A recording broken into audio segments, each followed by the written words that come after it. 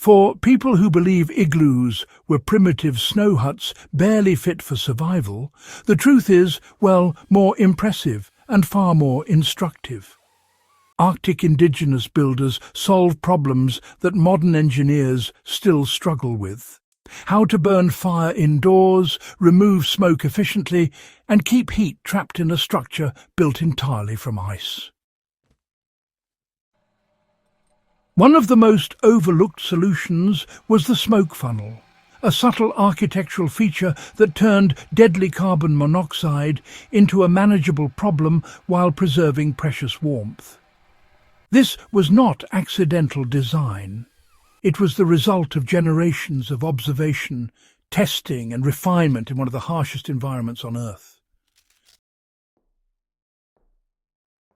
When European explorers first encountered igloos, many could not understand how people survived inside them with open flames. They assumed smoke escaped randomly through cracks in the roof. That assumption was dangerously wrong.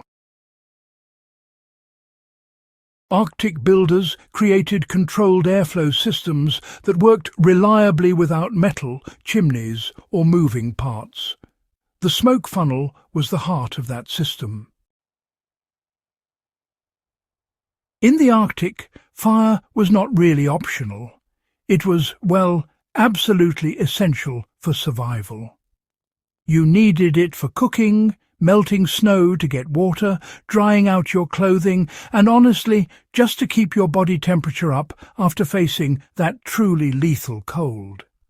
Traditional oil lamps, fueled by seal or whale fat, would burn for long periods. They gave off steady heat, but they also produced a constant stream of smoke and fumes. In a sealed snow structure, if you didn't manage the smoke, it would build up really fast, and well, it could kill everyone inside long before the cold ever did. The need for ventilation, without losing precious heat, actually shaped igloo architecture from the inside out. The classic domed shape of an igloo was not picked just for looks, not at all. Warm air rises and cold air sinks. That's just how it works. Inside the igloo, the dome encouraged the warm, smoky air to gather right at the highest point, away from the sleeping platform, which was built lower along the walls. This made airflow inside the igloo, well, a lot more predictable. This natural stratification allowed builders to control where smoke travelled instead of letting it spread evenly through the space. The smoke funnel was positioned precisely where rising air wanted to go. So, what the smoke funnel actually was and how it worked is pretty interesting. The smoke funnel was a small, carefully shaped vent carved into the upper section of the igloo, often angled rather than vertical.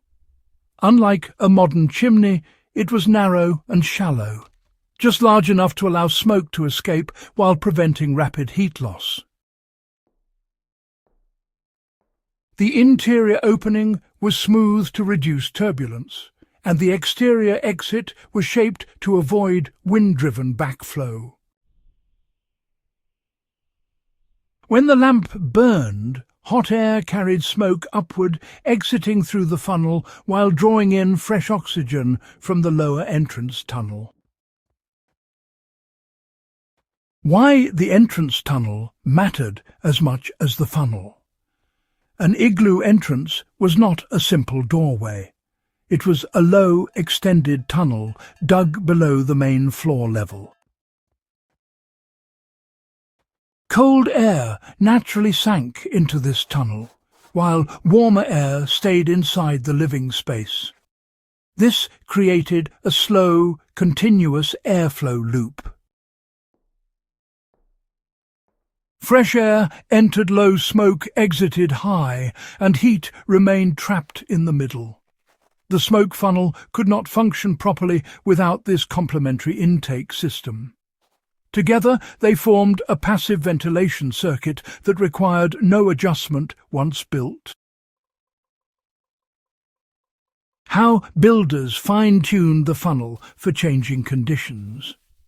Arctic weather changes rapidly, and igloo builders accounted for this. If wind direction shifted, the funnel opening could be partially closed with a thin slab of snow, altering airflow without sealing it completely. If smoke lingered, the funnel was widened slightly. These adjustments were subtle and deliberate. Too much opening wasted heat. Too little risked suffocation. Experienced builders read the behavior of flame and smoke the way sailors read wind and tide. Why is it, you might wonder, that ice and snow actually outperform modern materials in this system? Well, snow is an exceptional insulator simply because it traps air. The ice blocks used in igloos were, interestingly, dense enough to hold their shape, but still just porous enough to allow a tiny bit of air exchange through microscopic gaps. This clever design prevented any pressure build-up inside the structure and, at the same time, reduced condensation. The smoke funnel worked in harmony with these unique properties, allowing the igloo to breathe slowly rather than venting aggressively, as you might see with a modern chimney. So, how can all this knowledge be applied today, especially in survival shelters? The principles behind the Arctic smoke funnel are, in fact, directly transferable. Any cold weather shelter that uses fire can really benefit from controlled high-point venting, combined with a low-point air intake. A snow shelter, debris hut, or even a small off-grid cabin can use a narrow angled vent near the ceiling to release smoke while preserving heat. The entrance or intake should always be lower than the fire source. This creates a predictable airflow path that reduces smoke accumulation without constant attention. Why modern shelters often get ventilation wrong. Many improvised shelters rely on large openings or frequent door adjustments to manage smoke. This dumps heat and destabilizes internal temperatures.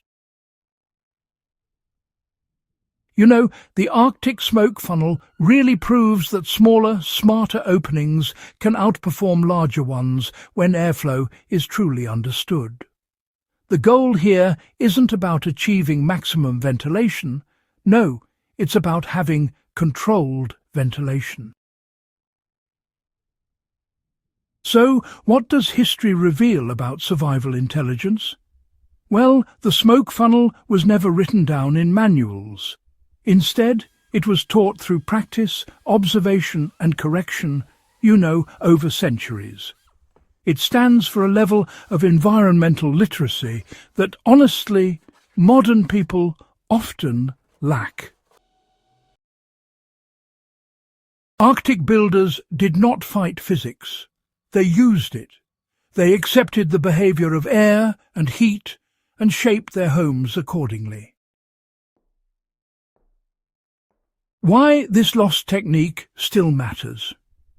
As interest in cold weather survival, off-grid living and emergency preparedness grows, ancient solutions regain relevance. The Arctic smoke funnel is a reminder that effective design does not require complexity. It requires understanding. In extreme conditions, elegance is measured by reliability, not innovation. If you value hard-earned knowledge that stood the test of centuries and still works today, subscribe to Backyard Wisdom and share this episode with others who respect practical history. The smartest shelter designs were perfected long before modern tools, and they are still waiting to be learned again.